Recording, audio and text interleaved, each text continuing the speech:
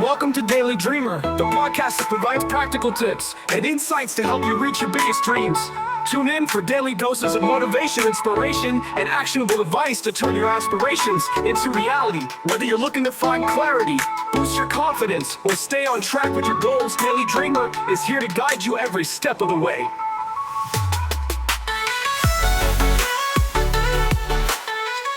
Welcome in, everyone. Ready for a deep dive into the world of Father Gabriele Amorth? The Vatican's chief exorcist for over 3 decades. You know, the guy from all those YouTube videos and articles. We're going to dig into all of that to uncover this guy's story. Father Amorth was fascinating, really, but controversial, too. Not just quietly doing these exorcisms. And out there criticizing the Vatican. Yeah, and super outspoken about it all, a media magnet. Even suggested there were demons right there inside the Vatican. And Yoga Harry Potter, forget about it, he did not hold back. So how did this guy, a lawyer, studied law, turn into the world's most famous exorcist? Well, got to start in Modena, Italy, his hometown, this place. Steeped in witchcraft, Inquisition trials. Imagine growing up hearing those stories all the time. Like something out of a movie.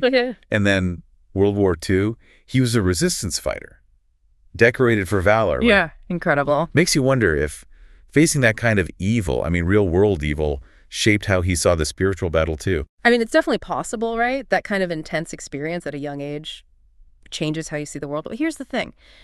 After the war, he takes a totally different path. Law school. Yep, studies law, gets involved in politics. The Christian Democrats. Right. Alongside Giulio Andreotti, who actually later became prime minister. Not exactly your typical exorcist resume. But even then, hints of that future calling. He was devoted to the Virgin Mary, even organized a pilgrimage with a statue from Fatima. Across Italy. Yeah. What do you think drew him to that mystical side of faith? I think that's where Padre Pio comes in. This mystic friar claimed he fought Satan, literally, like physically. Amorth met him on that pilgrimage. They did. Seems to have left a big impression. Padre Pio fighting the devil, like disguised as a black dog. Supposedly. Crazy. Right? So, childhood filled with occult stories. Then the war and Padre, it was all leading to this. Yeah, and then in 86, age 61. Wow, late start. Becomes the assistant to Father Candido Amontini, the chief exorcist in Rome. Talk about a career change. So Amontini, he's the one who teaches Amorth all the ins and outs of exorcism. How to tell if someone's really possessed. How to perform the Roman ritual. The what? Oh, the Roman ritual. It's like their official guidebook for exorcisms. Spells out the prayers, the procedures, the whole thing. Huh. But Amorth didn't just follow the script, did he? I read about this purple stole he wore and a St. Benedict medal. Yeah. It's like official doctrine, but then also his own personal style. So why those specific things? Well, that purple stole, Catholics see it as a symbol of authority, penance, even the suffering of Christ. Heavy stuff. And St. Benedict, she's all about protection against evil. His medal's supposed to ward off demons, like Amorth was putting on his own spiritual armor. Okay, I get why you find him fascinating. But how do you even decide who needed an exorcism? Yeah. I bet tons of people came to him with all sorts of problems. Yeah, you're right. But he had a process. He'd watch for signs, physical and behavioral. Like what? Red eyes, dilated pupils, speaking in tongues. And hating anything religious. Like, really hating it. Makes sense. Yeah. But how do you tell the difference between someone who's, mentally ill and someone who's actually possessed? Well, that's where it gets tricky. I bet. Amorth believed in something he called a diagnostic exorcism. What's that? Basically like a spiritual test. He'd do a prayer service and see how the person reacted. If they freaked out violently, then he'd insist they see a doctor, get checked out. So even though he was this, hardcore believer in the supernatural, Yeah. he still respected science. Oh, absolutely. Recognized that not every problem was a demon. Wow. Had to cover all the bases. That's pretty impressive, actually. I'm starting to see why people were drawn to him. It wasn't just blind faith. But Amorth wasn't just following his mentor's lead either. He came up with his own ideas about demonic possession. From his experiences. Okay, so let's hear it. What made his worldview so unique? One thing. He was convinced demons hate being detected. Almost like they know we're watching, trying to stay hidden. Sneaky. Right. He said they almost never spoke during exorcisms, except to reveal how many of them there were. Spooky. Like a game of cat and mouse, but spiritual. Exactly. And he took it even further. Believed the longer someone suffered, the deeper that demonic entity could, take root. vulnerability made them easier to possess. That's terrifying. Didn't he also blame most possessions on spells and curses? Yeah. Like satanic rituals? Yeah, he did. He said not everyone doing that stuff was evil, but there is a dangerous minority out there, capable of causing real harm. So he saw himself as a warrior fighting this evil head on. And he actually claimed to have witnessed some pretty disturbing stuff. Oh, yeah.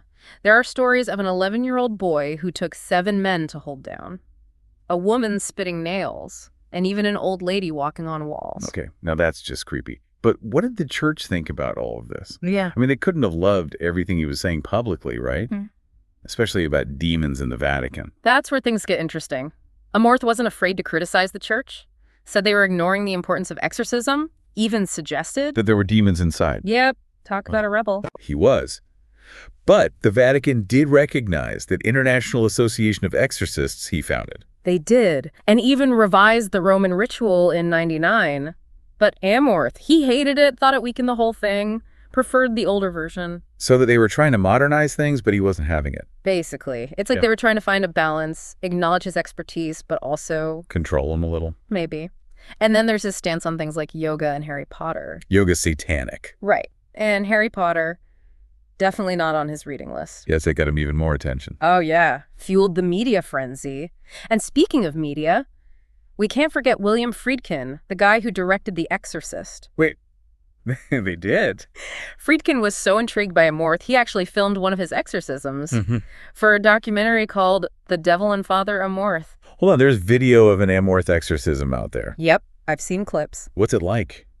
Is it as creepy as you'd imagine? Well, this woman, Christina, she'd been having exorcisms for 9 months already. And at one point, Amorth asks her to leave in Latin, asking the demon to leave. And she shouts back, "Never," in Italian. Oh, man. And then he asks how many demons are there. And her voice completely changes. It's like deep and layered. And it says, armies. Jules. Seriously. Did it work, though, the exorcism? What happened to Christina? We don't know. Her family cut off contact with both Amorth and Friedkin. No one knows what happened to her. Wow, what a mystery. But that whole encounter with Friedkin, that really made Amorth into a global figure, didn't it? It did. He became the exorcist. Everyone wanted to know what he thought.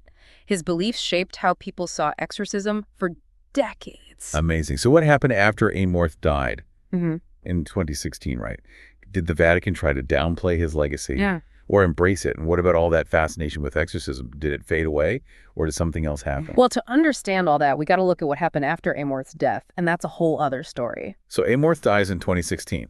Kind of a turning point, wasn't it? Yeah, definitely. I mean, for the Vatican, they had to figure out how to handle his legacy.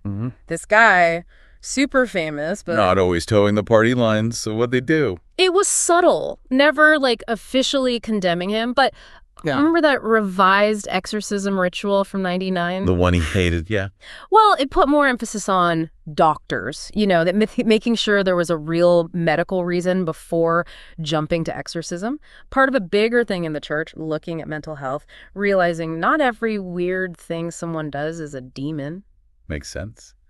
But Amorth wasn't happy about it? Oh, not at all. Thought it weakened the ritual. But they did still recognize that exorcist group he started, right? The international one. They did, yeah.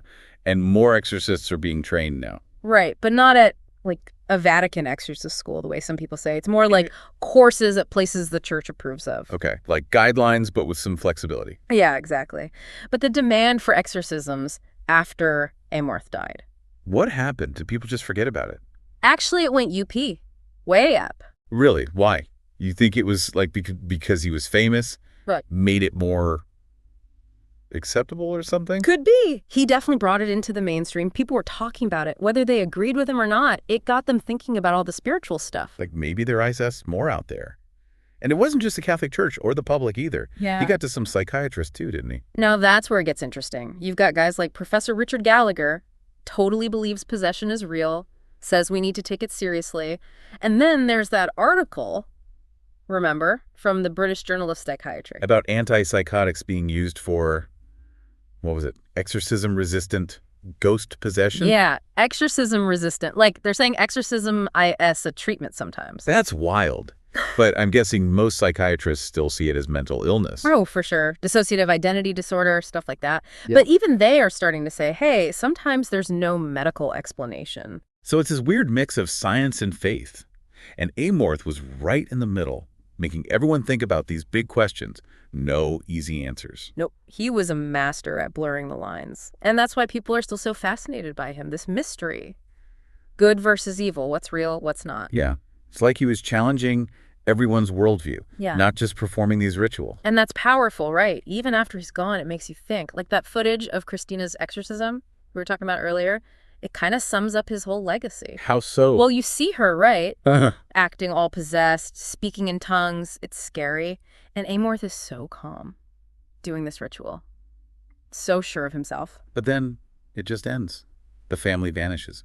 We never know if she's okay. Exactly. And that's kind of how a lot of his work felt. Like, did he help people? Was it real? Or was it just superstition, faith, fanaticism? Everyone has to figure that out for themselves. It's like he held up a mirror to everyone, making you face your own beliefs about the world, about what's possible. Yeah, right. Hero, troublemaker, something else. Who knows? But that's the power of his story. No easy answers. That's why people are still talking about him. It's a mystery. And even if it's scary, we kind of want to know, don't we? Like an unsolved case you can't stop thinking about. But the answers aren't going to be in a book, are they? Probably not. But I think that's the point, isn't it? It makes us think critically, question what we believe, be open to the possibility that there might be more out there than we realize. Yeah. The world's a strange place. Mm-hmm. And maybe the best we can do is keep asking questions, keep searching. It's the journey, not the destination. And sometimes those journeys, they take you to unexpected places. I gotta say, before we started all this, Mm-hmm. exorcism, it just seemed like, I don't know, some weird medieval thing. But looking at Amorth's life, all the strong reactions he got, there's something bigger here, isn't there? Totally. Like it taps into those deep fears we have that something's out there controlling us and we can't stop it. Happens everywhere, every religion. Yeah, it's primal.